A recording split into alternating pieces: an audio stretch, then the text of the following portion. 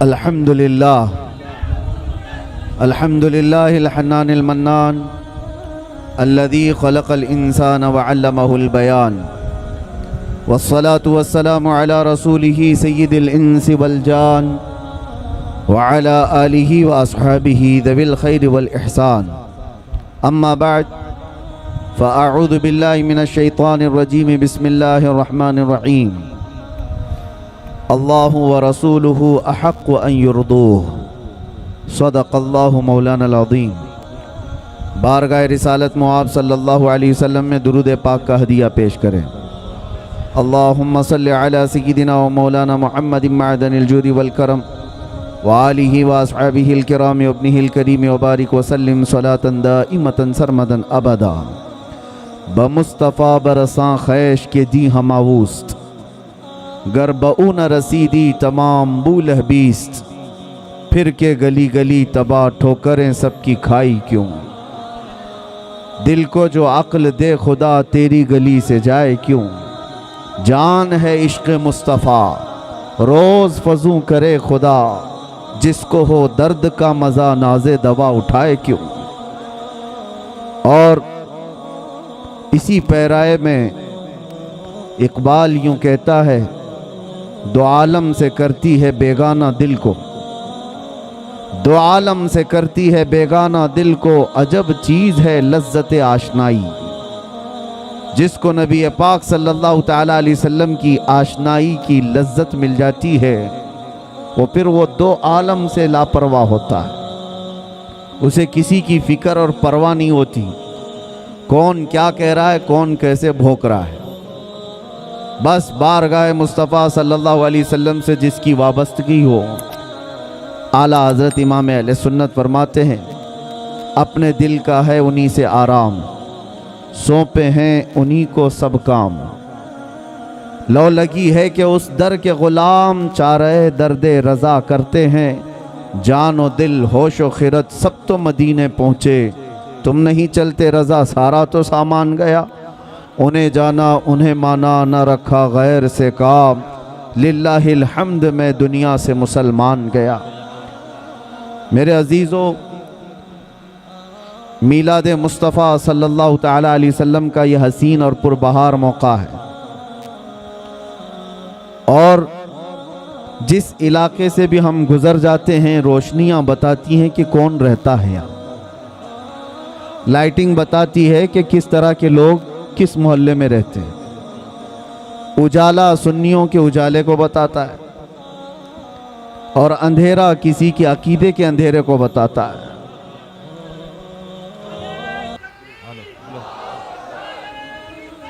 گلے گلزار برکاتیت حضور سیدی امان ملت تشریف لا رہے ہیں. آپ تمامی حضرات بغیر کسی دھکے کے اپنی اپنی جگہ پر کھڑے رہیں.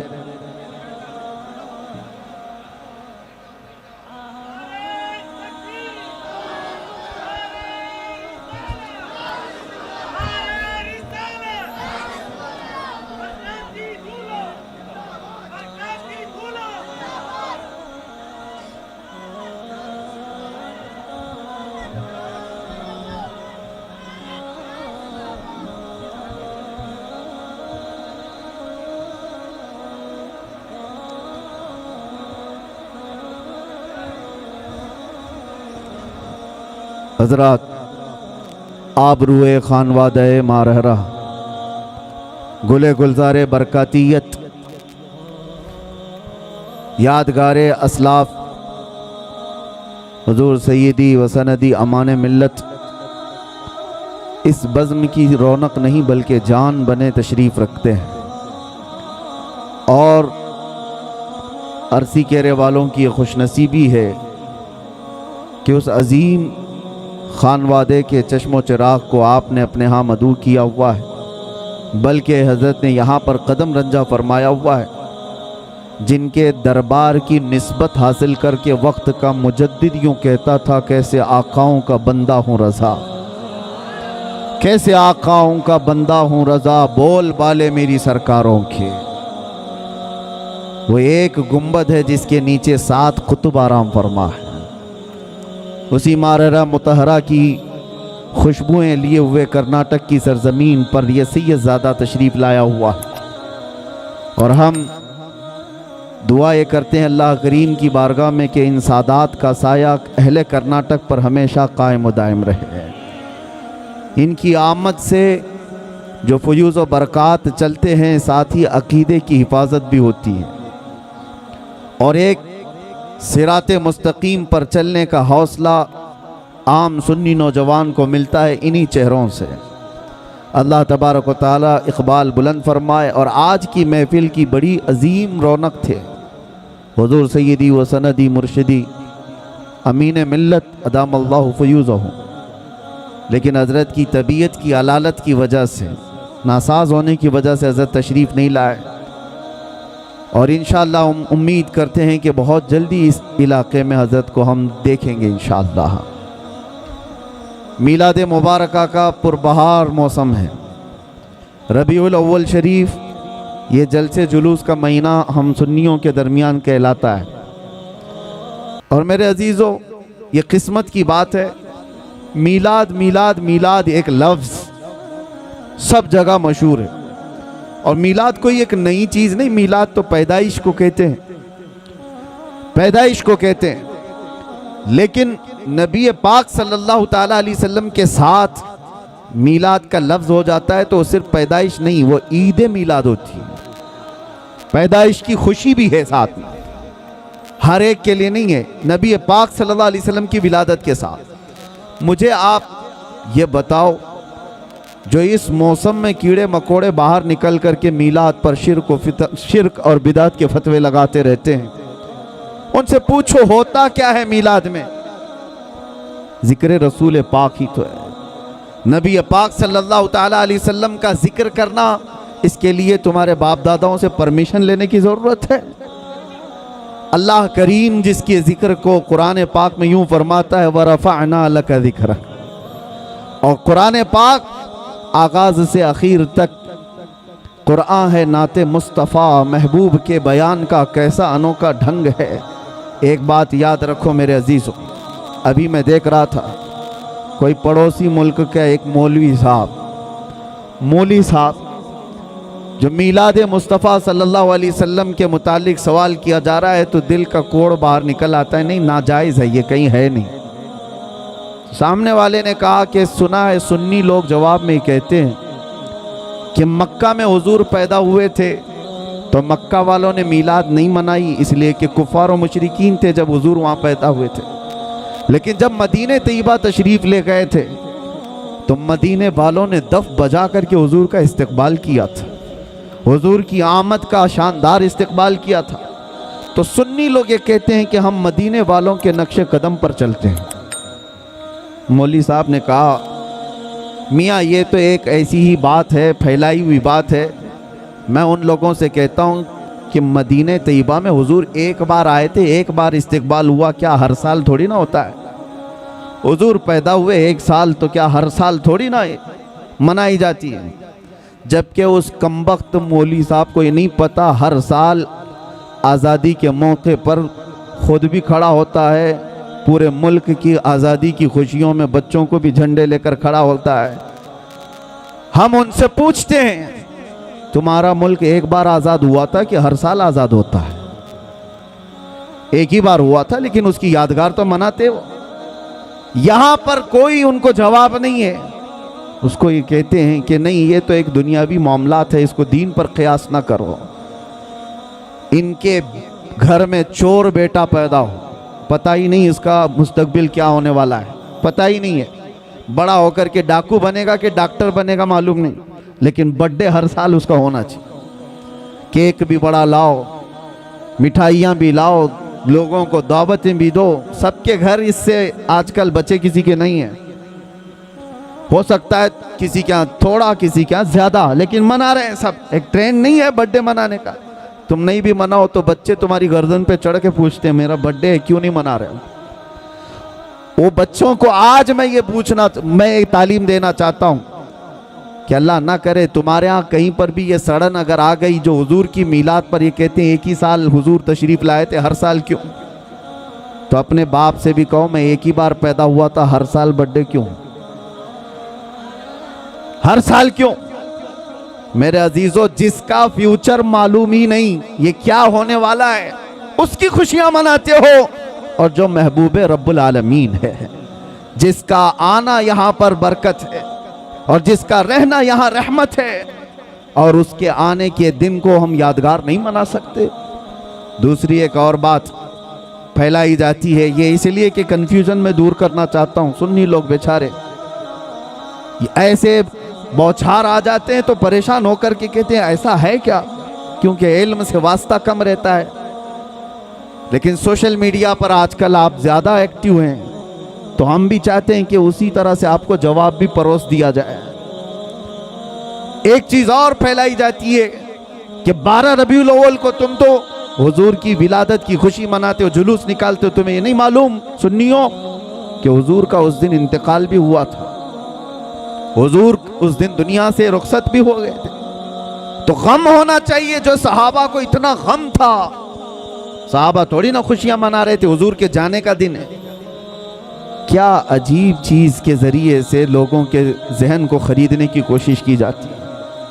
یہ ایسی ہی بات ہے، میں آپ کو بتاتا ہوں، اس پر میں جواب بعد میں دیتا ہوں۔ ابھی ہم مدینہ شریف میں تھے تو ایک صاحب مٹی لے کر کے آئے تھے واپس، کہا کہ حضرت ہم جو ہے یہ 6 مہینے پہلے عمرہ پہ آئے تھے، جنت البقیع کی کچھ مٹی لے کر کے گئے تھے، تو لوگوں نے اتنا ڈرایا کہ جنت البقیع کی مٹی جو ہے جدائی کے غم میں روتی ہے، اس کو واپس لے کے آیا۔ خیر ٹھیک ہے، تمہاری عقیدت اپنی جگہ، اور کس نے اس طرح کی باتیں کی؟ ہم یہ نہیں کہتے کہ سب مٹی اٹھا لاؤ، کسی نے کہا مدینے کی مٹی وہ اپنی نسبت کے لیے احترام کے طور پر اس کا اپنا معاملہ ہے، اٹھایا تو اٹھایا، لایا تو لایا، لیکن بہکانے والے نے اس کو کس انداز سے بہکایا؟ ایسے کہ جدائی کے غم میں روتی ہے، واپس لے جا۔ میں نے اس سے کہا اس مولوی کو پکڑ کے کھجور نہیں روتا کیا، جو مدینے سے 10-10 کلو بھر کے لاتے ہو؟ مدینے کے درختوں میں کھجور بھی تو ہے، توڑ کے لاتے ہو، زمزم نہیں روتا کیا؟ وہاں کے کنویں سے اٹھا کر کے لاتے ہو۔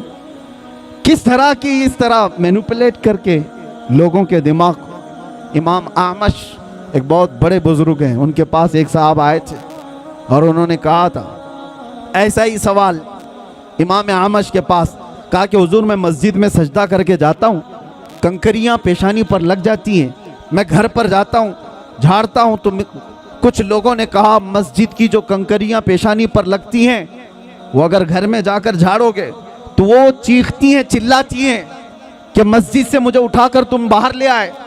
امام اعمش سے اس نے پوچھا کہ اس کا حل کیا ہے بتائیے، تو امام نے کہا جب وہ چیخنے چلانے لگیں تو ان کا گلا دبا کے پکڑ لینا۔ جب وہ کنکریاں چیخنے چلانے لگے تو ان کا گلا دبا لینا۔ اس نے کہا کہ حضور یہ بھی کیا جواب ہے، کیا کنکریوں کا گلا ہوتا ہے؟ آپ نے کہا گلا نہیں ہوتا تو چلاتی کہاں سے؟ وہ بڑے امام تھے، بڑے بزرگ تھے، وہ اس طرح کے جواب دیتے تھے۔ یہ جو آج پھیلایا گیا ہے، ہاں حضور کی ولادت بھی ہوئی تھی، حضور کا وصال بھی ہوا تھا 12 ربیع الاول، لیکن فرق یہ ہے میرے عزیزوں، نبی پاک صلی اللہ تعالیٰ علیہ وسلم کے جانے کے غم کے بارے میں تم کہتے ہو، ہم دونوں چیزوں کو رکھ کر کے دیکھتے ہیں، تمہارے اوپر حضور کے جانے کا غم غالب کیوں ہے؟ حضور پاک صلی اللہ تعالیٰ علیہ وسلم کی آمد کی خوشی کیوں نہیں؟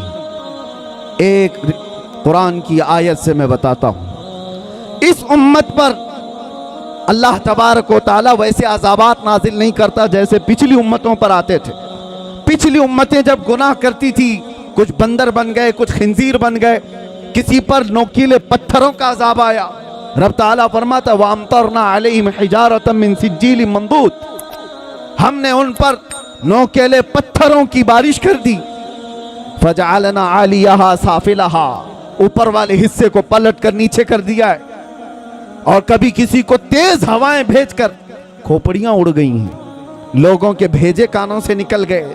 ایسے طوفان نوح کے عذاب آئے، کیوں آتے تھے؟ ان کے کچھ گناہ تھے، ان امتوں کی کچھ نافرمانیاں ہوتی تھی، گناہوں کی وجہ سے عذابات آتے تھے۔ لیکن میں پوچھتا ہوں میرے عزیزو، کیا وہ گناہ اس امت میں نہیں ہوتے؟ کیا یہ امت وہ گناہ نہیں کرتی؟ شعیب علیہ السلام کی قوم پر صرف اس لیے عذاب آیا تھا کہ وہ ناپ تول میں کمی کرتے تھے.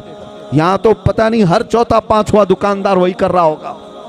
ناپ تول میں کمی ایک بہت بڑا گناہ تھا جس کی وجہ سے اللہ کا عذاب آیا، اور وہ نبی کی نافرمانی بھی کرتے تھے.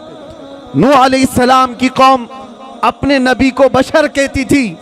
یہاں پر بھی ہیں وہ اپنے نبی کو بشر. بشر کا مطلب عام آدمی کی طرح کہتے تھے. بشر تو ہے ہی، عام آدمی کی طرح سمجھتے. اللہ کا عذاب آیا. لیکن اس قوم میں وہ سارے گناہ ہیں. زنا بھی ہے، چوری بھی ہے، ڈکیتی بھی ہے، ناپ تول میں کمی بھی ہے، نافرمانیاں ہے، شرک ہے، کفر ہے. عذابات کیوں نہیں آتے؟ اس کا جواب خود رب ذوالجلال قرآن میں فرماتا ہے وَمَا كَانَ اللَّهُ لِيُعَذِّبَهُمْ وَأَنْتَ فِيهِمْ. اللہ تعالیٰ اس امت پر ویسا عذاب نازل نہیں کرے گا اس لیے کہ ان کے بیچ میں میرا محبوب. توجہ، اللہ نے کیا فرمایا؟ وَأَنْتَ فِيهِمْ. اے رسول آپ ان کے بیچ میں ہیں، آپ ان کے بیچ میں ہیں، اس لیے اللہ کا عذاب نہیں آتا. قرآن سے پوچھو کیا وہ 63 سال ہی عذاب نہیں آیا تھا یا اب تک نہیں آ رہا ہے؟ حضور جب روئے زمین پر تھے 63 سالہ ظاہری زندگی، اس وقت بھی عذابات نہیں آئے. 1400 سال گزر گئے، اب بھی وہ عذابات نہیں آتے، بلکہ قیامت تک ویسے عذابات نہیں آئیں گے. قرآن کا مطلب یہ ہے کہ اے محبوب ان کے بیچ میں ہو آپ، تو اس کا مطلب صرف 63 سال نہیں، قیامت تک میرا محبوب ان کے بیچ میں جلوہ گر ہے.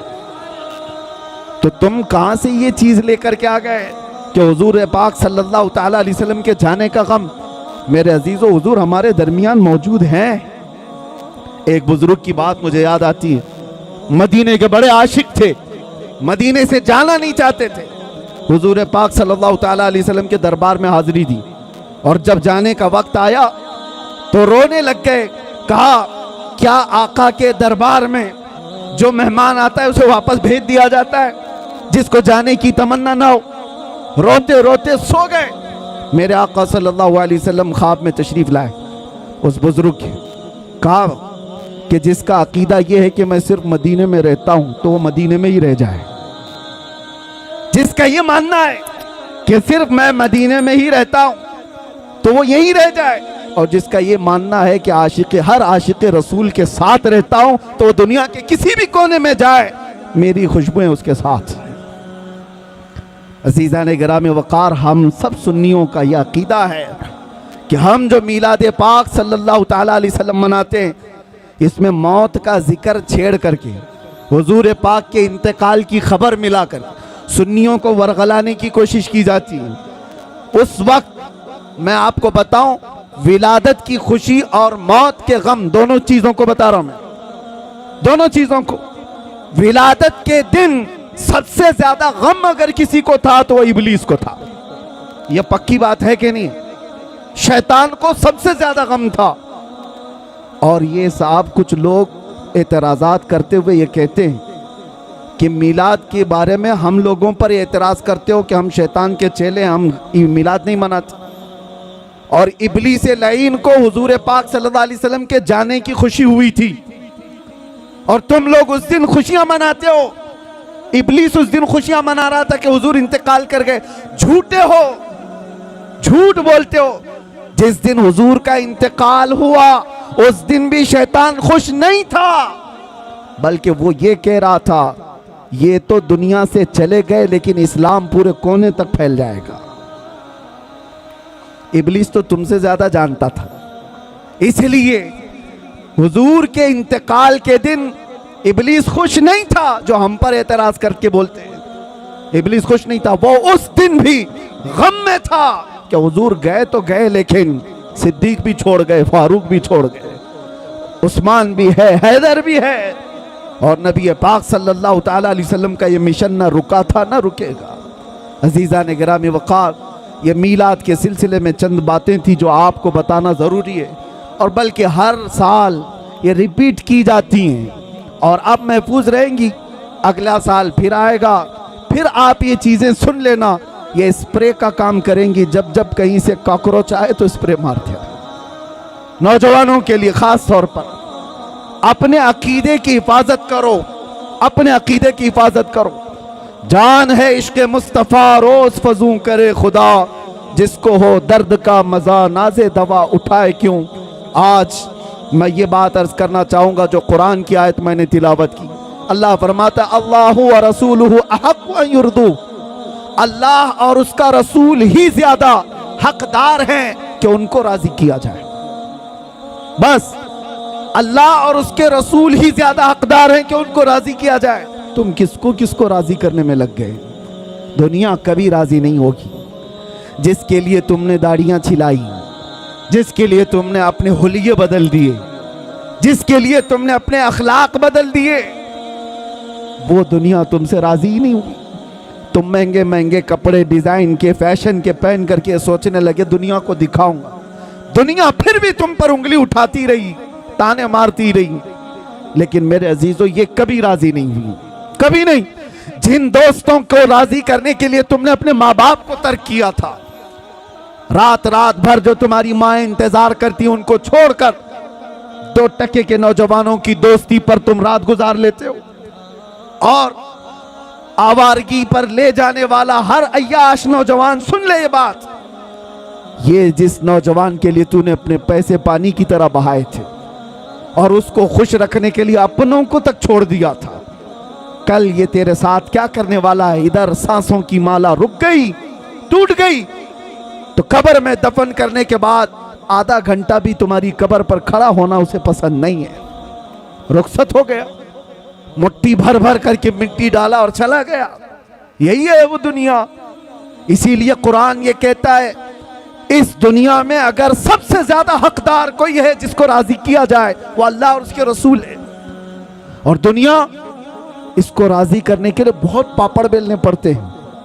کتنی مرتبہ اگر کسی کے ساتھ کچھ ہو گیا، تمہاری تکرار ہو گئی، دیکھو اس کو منانے کے لیے کتنا وقت لگتا ہے، کتنا وقت لگے گا، لیکن رب تبارک و تعالیٰ کا دستور اور میرے محبوب اکرم صلی اللہ علیہ وسلم کا دستور کیا ہے؟ یہاں بندہ ایک بار آتا ہے، ایک سجدہ کرے، اللہ اسے معاف فرمائے، وہ ایک سجدے میں راضی ہو جائے۔ اور ادھر میرے مصطفیٰ کریم صلی اللہ تعالیٰ علیہ وسلم جن کا دربار عالی یہ ہے، اعلیٰ حضرت فرماتے ہیں چور حاکم سے چھپا کرتے ہیں، اور یہاں پتہ ہے نا دنیا میں کیا ہے؟ جو چوری کیا ہوا ہے وہ پولیس سے ڈرتا ہوا گھومتا ہے، پولیس پکڑ لے گی وہ چھپتا رہتا ہے، لیکن یا رسول اللہ تمہارا دربار ہی الگ ہے۔ چور حاکم سے چھپا کرتے ہیں، اور یہاں تیرے دامن میں چھپے چور انوکھا تیرا، کر کے تمہارے گناہ مانگے تمہاری پناہ، اور تم کہو دامن میں آ، تم پہ کروڑوں درود۔ یہ بارگاہ مصطفیٰ کریم صلی اللہ علیہ وسلم کا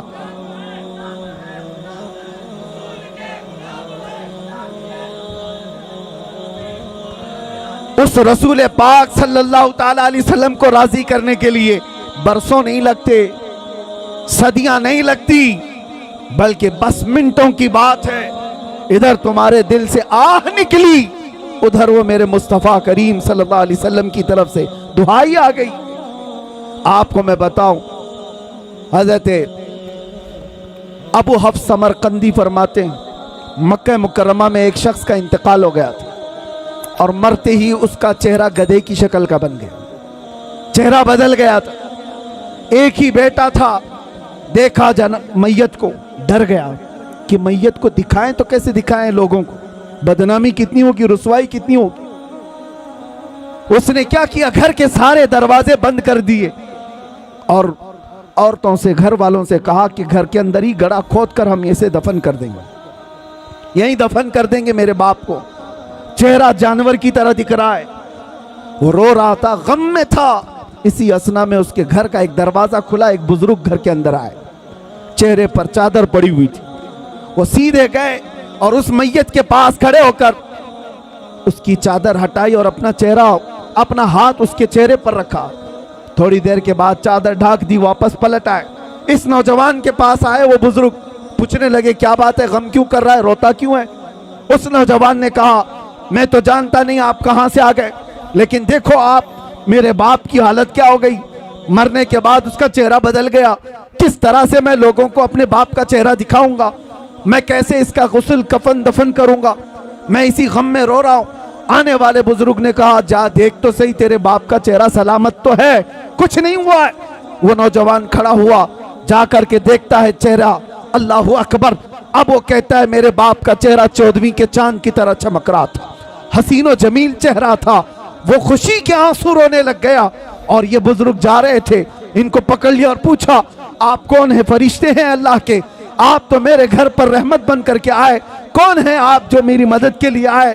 چہرے سے چادر ہٹی۔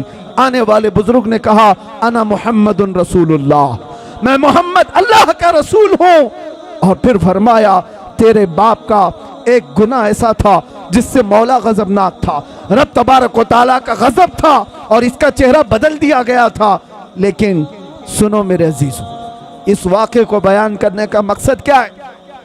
میں عرض کرتا ہوں، اس لڑکے نے پوچھا میرے باپ نے ایسا کیا کیا تھا، ایسا کیا کیا تھا جس کی وجہ سے چہرہ بدل گیا؟ سنو تاجدار کائنات کے اس غیرت مند رسول کی بات کو سنو۔ میرے آقا فرماتے ہیں باپ کے گناہ میں بیٹوں کے سامنے نہیں عیاں کرتا۔ باپ کیا کرتا تھا بیٹوں کو بتانا یہ میری عادت نہیں، لیکن ایک بات بتاتا ہوں، تیرے باپ کی اچھائیاں بھی تھی، برائی کیا تھی یہ نہیں بتایا، اچھائی کیا تھی وہ بتاتا ہوں۔ فرماتے ہیں تیرے باپ کی ایک اچھائی یہ تھی کہ یہ اس وقت تک رات میں بستر پہ سوتا نہیں تھا جب تک کہ 100 مرتبہ مجھ پر درود نہیں پڑتا تھا۔ یہ تیرے باپ کی اچھائی تھی۔ اور جب اس کا انتقال ہوا، اس کے کچھ گناہوں کی وجہ سے رب تعالیٰ کا غضب تو ہوا، لیکن جو فرشتہ اس کا درود مجھ تک پہنچاتا تھا اس فرشتے نے مجھے خبر کی۔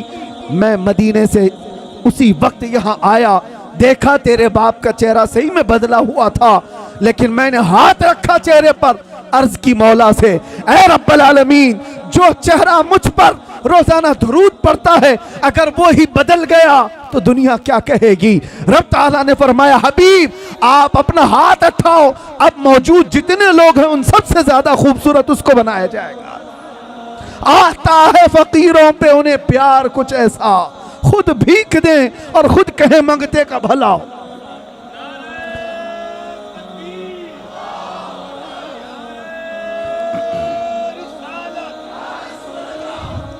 یہ بات کس لیے میں نے عرض کی؟ اس لیے کہ جس رسول کو بندہ رات کی تنہائی میں یاد کرتا ہو، اگر اس پر مصیبت آ پڑی ہو موت کے وقت، یہ دوست، یہ عیاش، یہ آوارے کوئی نہیں آتے۔ اگر تمہاری قبر میں بھی کوئی آتا ہے تو وہ آمنہ کا لال آتا ہے، نبی محترم صلی اللہ علیہ وسلم کی ذات آئے گی، تو کیوں ان کو راضی نہیں کرنا چاہتے؟ اعلیٰ حضرت کا بھی یہی پیغام تھا، آج لے ان کی پناہ، آج مدد مانگ ان سے، کل نہ مانیں گے قیامت میں اگر مان گیا، وہاں پر پھر نہیں مانا جائے گا۔ آج آ جاؤ، راضی ان کو کرو، اس نبی پاک کو راضی کر لو گے، دنیا سب تم سے راضی کرا دی جائے گی، لوگوں کے چہرے تمہاری طرف پھیر دیے جائیں گے۔ میں ایک ادنا سا کتا ہوں دربار مصطفیٰ کا، بلکہ اس میں بھی شمار ہو جائے تو قسمت کی بات ہے۔ سگے طیبہ سب مجھے کہہ کر کے پکارے بے دم، یہی رکھی ہو میری پہچان مدینے والے۔ ہماری اس سے زیادہ کی اوقات بھی نہیں، لیکن میں ایک بات عرض کرتا ہوں، ہم نے لو لگائی تھی بارگاہ مصطفیٰ کی طرف، اور ہم نے سارا موضوع، سارا عنوان سمیٹ کر کے یہ طے کیا تھا کہ اب زندگی باقی ہے تو حضور پاک صلی اللہ علیہ وسلم کے ناموس کی حفاظت کے لیے ہی بولیں گے۔ یہ عرض کیا، عہد کیا تھا، اس کا اثر ہم دیکھتے ہیں۔ سال نہیں گزرے، سال 2 سال نہیں گزرے، لاکھوں کے دلوں کو اللہ نے اس طرف پھیر کر کے رکھ دیا۔ پتہ یہ چلا وہ اگر راضی ہے تو مولا پوری کائنات کو ایک طرف پھیر دیتا ہے۔ ان کو راضی کرو۔ اور چپے چپے پر امام احمد رضا کی بات یوں ہی نہیں پھیلائی جاتی۔ اعلیٰ حضرت، یہ کبھی اعلیٰ حضرت آئے یہاں پر، لیکن ابھی میں کہوں عشق محبت، عشق محبت ایک ہی جملہ آئی ہے، ایک ہی ہے، کسی بھی جگہ پر جاؤ۔ اعلیٰ حضرت نے اپنے پرچارک نہیں پیدا کیے تھے، ایڈورٹائزمنٹ کے لیے کوئی بہت زیادہ سرمایہ خرچہ نہیں کیا تھا، نہ ہی ان کے سپاہیوں کو دوڑا رکھا تھا، نہ سوشل میڈیا کا دور تھا، لیکن جاؤ دنیا کے جس کونے میں بھی وہ نام ضرور تمہیں ملے گا۔ اعلیٰ حضرت کیوں؟ اس لیے کہ زندگی بھر جس کو راضی کرنے کی کوشش کرتے رہے تو میرے مصطفیٰ کا یہ قانون ہے، جو ان کا ہوتا ہے اللہ تعالیٰ اس کی محبت ہر ایک کے دل میں پیدا کرتا ہے۔ اور آج اعلیٰ حضرت کو ہم یوں نہیں یاد کرتے کہ اعلیٰ حضرت نے ہمیں فتاوی رضویہ دے دیا ہے، اعلیٰ حضرت نے ہمیں یہ دے دیا وہ دے دیا ہے، بلکہ جہاں سے یاد کرتے ہیں تو یوں کہتے ہیں ڈال دی قلب میں عظمت مصطفیٰ۔ کیوں یاد کرتے ہیں؟ ڈال دی قلب میں عظمت مصطفیٰ، سیدی اعلیٰ حضرت پہ لاکھوں سلام۔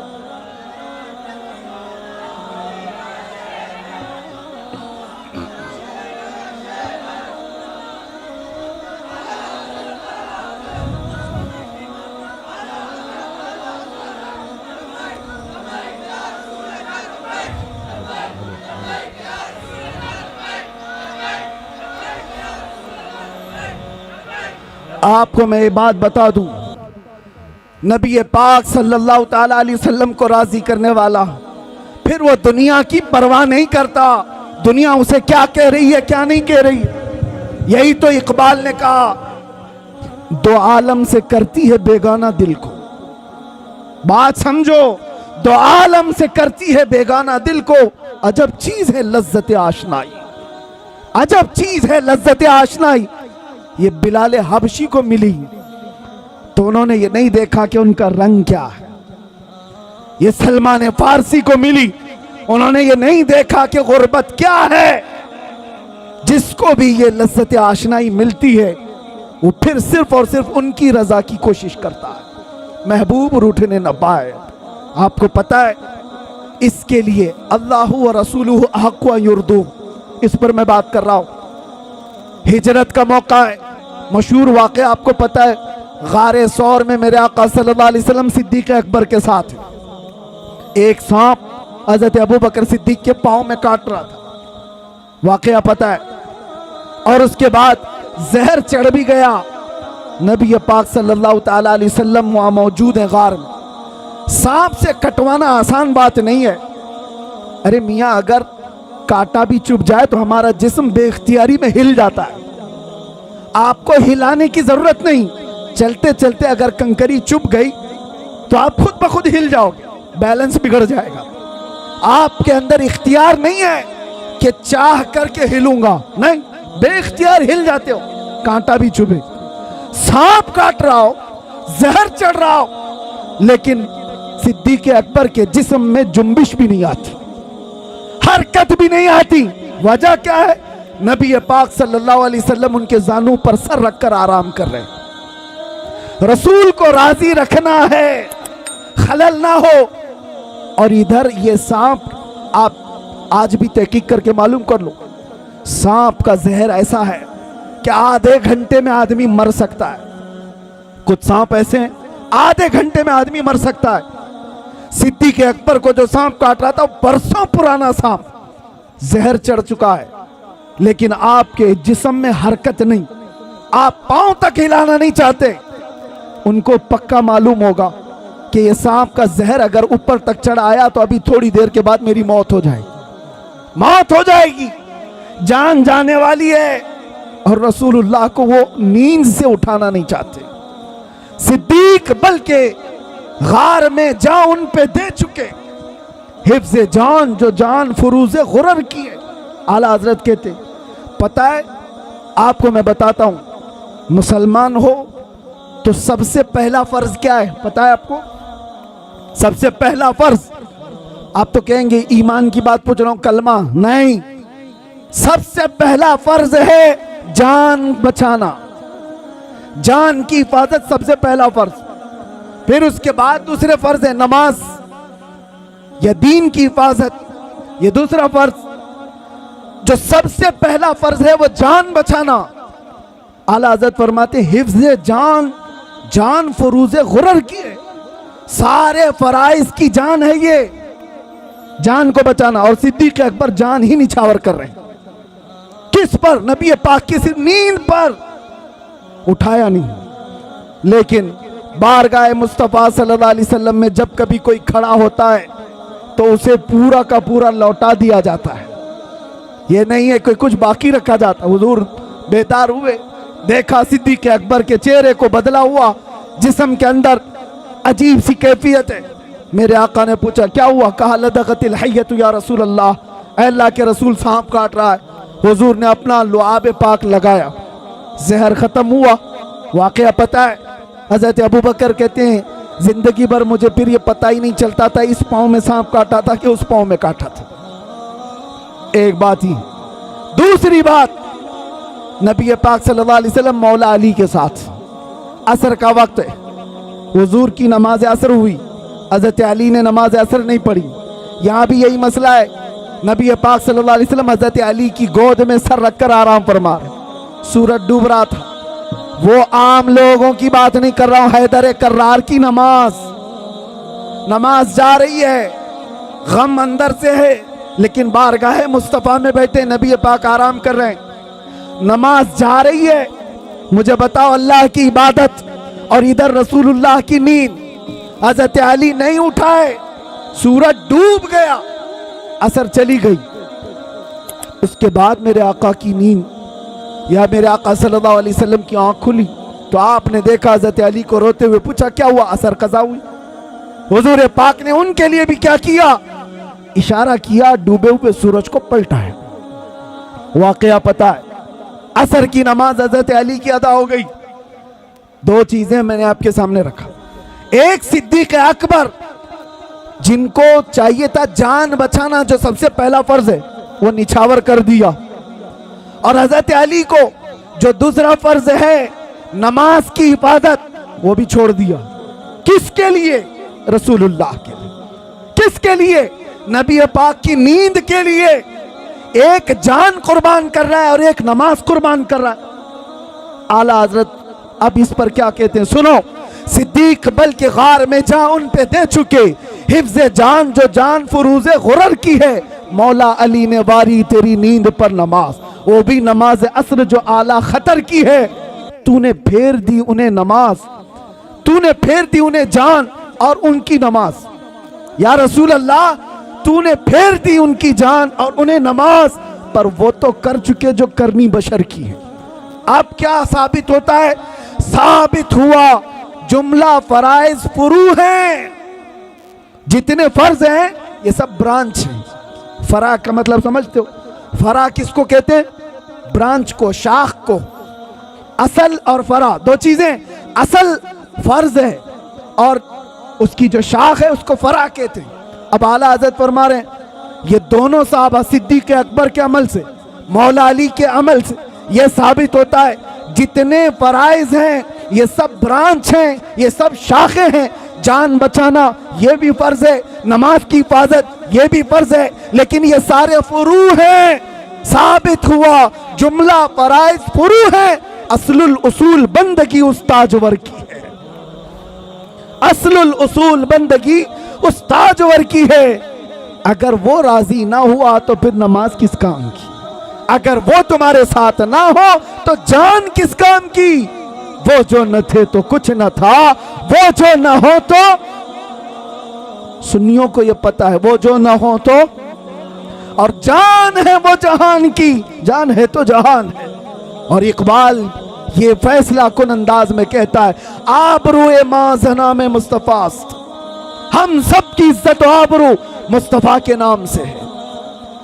ہر چے دری دنیا باد مصطفیٰ, جو کچھ بھی دنیا میں ہے وہ مصطفیٰ کے بعد ہے. اس نقطے پر آ جاؤ اے سنی مسلمانوں, ہمیں راضی کرنا ہے, ہمیں کرنی ہے شہنشاہ بطحا کی رضا جوئی. وہ اپنے ہو گئے تو رحمت پروردگار اپنی. بس راضی کرنے پر لگے رہو میرے مصطفیٰ کریم صلی اللہ علیہ وسلم کو. اگر وہ راضی ہو گئے تو رحمت پروردگار ہماری. یہ ایک بات اور بتاتا ہوں, کس چیز کے لیے دوڑ بھاگ کر رہے ہو؟ سیاست کے لیے, حکومت کے لیے, چلو دوڑ بھاگ کر رہے ہو. ایجوکیشن کے لیے, سکسیس کے لیے, دنیا میں کیا کیا چیزیں سب گناؤں میں بولتا ہوں. سیاست چاہیے تمہیں, قیادت چاہیے تمہیں, ایجوکیشن چاہیے, مقام و بلند مرتبہ چاہیے, سب چاہیے. ساری چیزیں کہاں سے ملیں گی؟ بتاتا ہوں تمہیں. حکومت, سیاست یہ دنیا، یہ ساری چیزیں. اقبال کی بات تو سنو. کہتا ہے کہ محمد سے وفا تو نے تو ہم تیرے ہیں. ارے یہ جہاں چیز ہے کیا؟ ارے یہ جہاں چیز ہے کیا؟ لوح و قلم تیرے. تو سیاست اور حکومت کی بات کر رہا ہے، یہ جہاں چیز ہے کیا؟ حضور سے وفا کر کے دیکھ، لوح و قلم تیرے. پتہ ہے حضور سے وفا کرنے والا غلام ایک عمر ابن خطاب، مصر سے ایک قاصد آیا تھا، یہ کہتا ہوا کہ دریائے نیل ہر سال سوکھ جاتا ہے. دریا آج بھی ہے وہ دریائے نیل، ہر سال سوکھ جاتا ہے. اور مصری لوگ کیا کرتے ہیں، ایجپشن لوگ 16 سال کی ایک نوجوان لڑکی کو دلہن بنا کر جلوس نکالتے ہیں اور اس کو ذبح کرتے ہیں، دریا میں ڈالتے ہیں، پھر پانی اوپر آ جاتا ہے. ہر سال بلی چڑھانی پڑتی تھی، ہر سال بلی چڑھائی جاتی تھی. لیکن جب اسلام آیا تو وہاں پر موجود صحابی نے یہ لکھ کر کے بھیجا، امیر المومنین اب کی بار کیا کیا جائے، ہم کیا کسی لڑکی کو ذبح کرنے کی اجازت دیں گے؟ مولا عمر ابن خطاب نے کہا نہیں، ہرگز نہیں. ایک خط لکھا اس صحابی رسول کو جواب، ان کو بھی جواب میں لکھا، اور ایک خط لکھا دریائے نیل کے نام پر.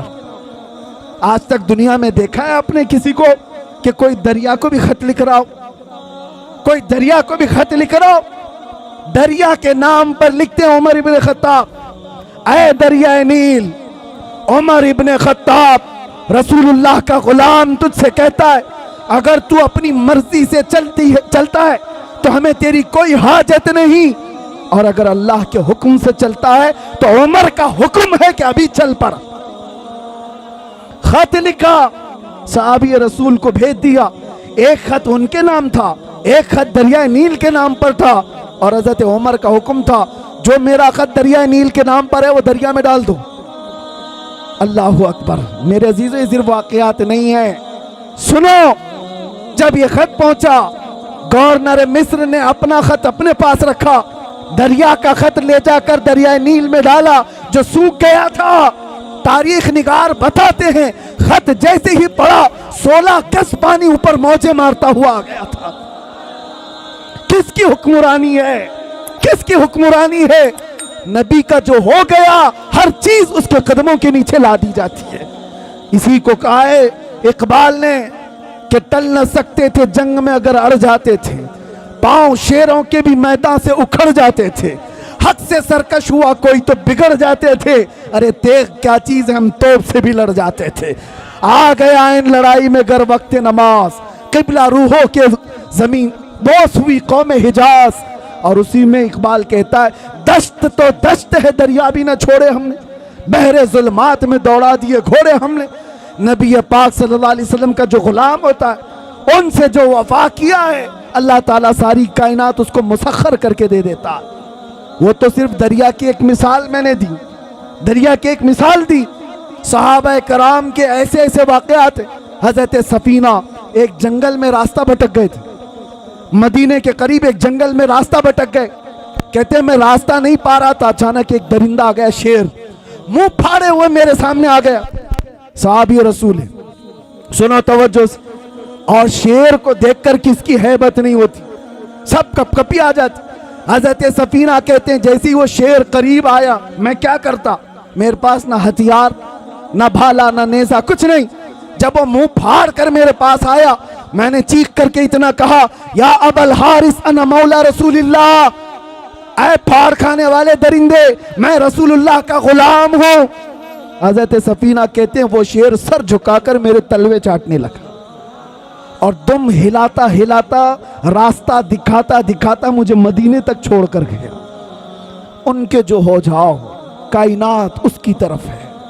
اسی لیے قرآن کیا کہتا ہے، اللہ و رسولہ احق ان یرضوہ، اللہ اور اس کے رسول اس بات کے زیادہ حقدار ہیں انہیں راضی کیا جائے.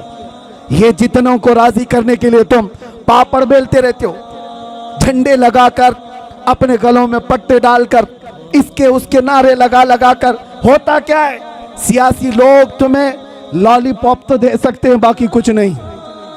اور کیا ہے ان کے پاس، ادھر سے دھکا مارا ادھر پہنچا، ادھر سے دھکا مارا ادھر پہنچا، اور ان کے خود کے 5 سال کے ٹھکانے نہیں.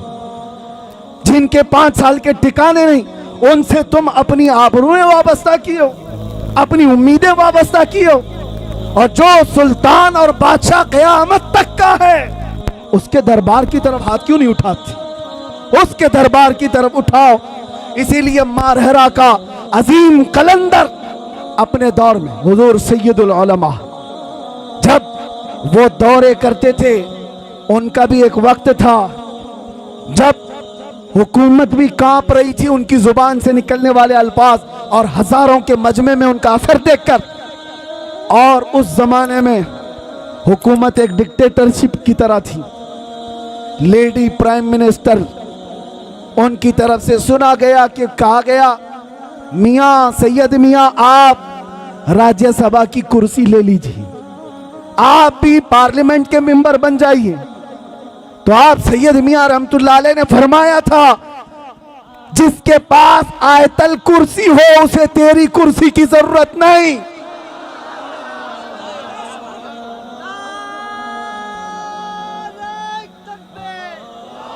और एक बात, उसी मर्दे कलंदर का ये नारा जो मेरा टॉपिक है, उसी मर्दे कलंदर का ये नारा देखा होगा दुनिया में ये लोग किसको किसको राजी करने के लिए भागते रहते हैं, अपनी जिंदगियां बर्बाद किए।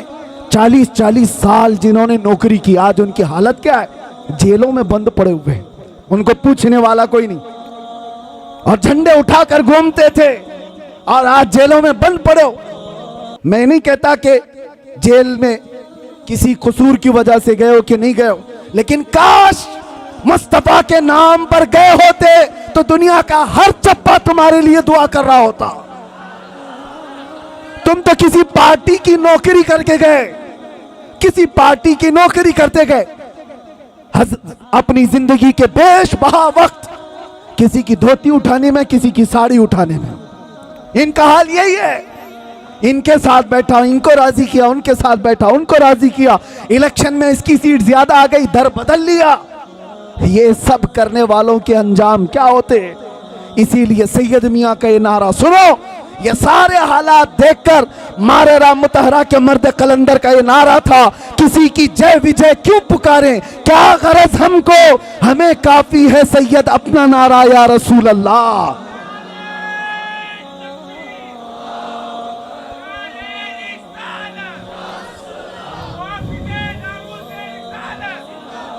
अजीजा ने गिराम वकार, बस मैं अपनी बात को ख़त्म करता हूँ। अल्लाह और उसके रसूल को राज़ी करने की फिक्र में रहो, बाकी किसी को राज़ी करने की ज़रूरत नहीं। कोई राज़ी नहीं होगा, ये बात पक्की है, ये बात पक्की है। हमसे भी कहा जा रहा था, हमसे भी कहा गया था, जब लास्ट दिन थे हमारे बाहर आने से पहले, ऑफर बहुत सारे आए लेकिन मैं इजहार नहीं करना चाहता, ये कि आप ये नहीं बोलेंगे और आप ये बोलेंगे, आप इस तरह से काम करेंगे, मुल्क का भी फायदा होगा, इसका भी फायदा होगा, हम सब समझते हैं किसका फायदा होगा।